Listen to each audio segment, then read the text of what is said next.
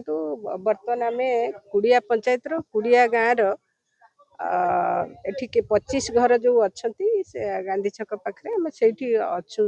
ଆମେ ସମସ୍ତେ ଏଠି ଆମର ଯେଉଁମାନେ PRI ମେମ୍ବର ଅଛନ୍ତି, ସରପଞ୍ଚ ସଦସ୍ୟ ଏବଂ ବରିଷ୍ଠ ନେତୃବୃନ୍ଦ ଯେଉଁମାନେ ସମାଜ ସେବା କରନ୍ତି, ସର୍ବୋପରି ଏଠିକାର ଅଧିବାସୀ ଅଛନ୍ତି।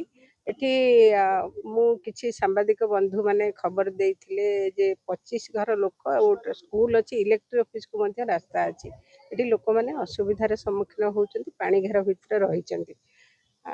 ମୁଁ ସଙ୍ଗେ ସଙ୍ଗେ ଖବର ପାଇ ତହସିଲଦାରଙ୍କୁ ଡାକିଲି ଏବଂ ବିଡ଼ିଓଙ୍କୁ ବାବଦରେ ଅବଗତ କରେଇଲି। ତା ଛାଡ଼ିକି ଆପଣଙ୍କର PWDର ଯେଉଁ ପଦାଧିକାରୀ ମାନେ ଅଛନ୍ତି ତାଙ୍କୁ ମଧ୍ୟ ଡାକିଛି।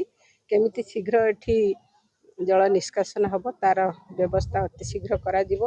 ନିଶ୍ଚିନ୍ତ ଭାବରେ ଆପଣମାନଙ୍କ ମାଧ୍ୟମରେ ମୁଁ ମୋର ବସ୍ତାର ସମସ୍ତ ଜନସାଧାରଣଙ୍କୁ ନିବେଦନ କରିବି, କେହି କିଛି ବ୍ୟସ୍ତ ହେବାର ଆବଶ୍ୟକତା ନାହିଁ, ଭୟଭୀତ ହେବାର ଆବଶ୍ୟକତା ନାହିଁ। ଏଠି ପ୍ରଶାସନ ସଜାଗ ଅଛନ୍ତି, ମୁଁ ମଧ୍ୟ ସଜାଗ ଅଛି।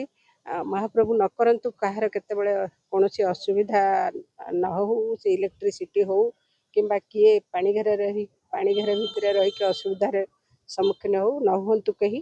ଆଉ ଯେତେବେଳେ କାହାର କେତେବେଳେ କୌଣସି ଅସୁବିଧା ଯଦି ଅଛି ହେବ ତ ନିଶ୍ଚିନ୍ତ ଭାବରେ ସେମାନଙ୍କ ପାଖରେ ପହଞ୍ଚିବି।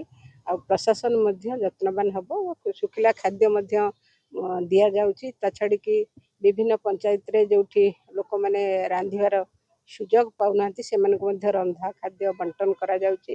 ମୁଁ ପ୍ରଶାସନକୁ ସଚେତନ କରେଇବି। ଆସନ୍ତା ଦିନରେ ଗୋଟେ କଥା ଆପଣମାନଙ୍କ ମାଧ୍ୟମରେ କହିବି ଯେ ଦୁଇ ପାଖରେ ଯେଉଁ ରାସ୍ତାରେ ଯେଉଁ ପାଶି ନାଳ ଅଛି, ସେ ପାଶି ନାଳ ଗୁଡ଼ିକ ଖୋଳା ଯାଇ ସେଠି କେମିତି ପାଣି ଭଲ ଭାବରେ ଯାତାୟାତ କରିବ ସେ ବାବଦରେ ଯଦି ଆମେ ଯତ୍ନବାନ ନ ହେବୁ ତାହେଲେ ସବୁବେଳେ ଆମେ ଏଇ ଅସୁବିଧାର ସମ୍ମୁଖୀନ ହେବୁ। ମୁଁ ମଧ୍ୟ ପ୍ରଶାସନକୁ ଏ ବାବଦରେ ସଚେତନ କରେଇବି ଏବଂ ଆଶା କରିବି ଆସନ୍ତା ଦିନରେ ପାଶି ନାଳ ଖୋଳା ହେଇକି ପାଶି ନାଳର ବ୍ୟବହାର ଯେତେବେଳେ ହେବ ସେତେବେଳେ ୟାର ସମସ୍ୟାର ସମାଧାନ ହେଇପାରିବ। ଧନ୍ୟବାଦ।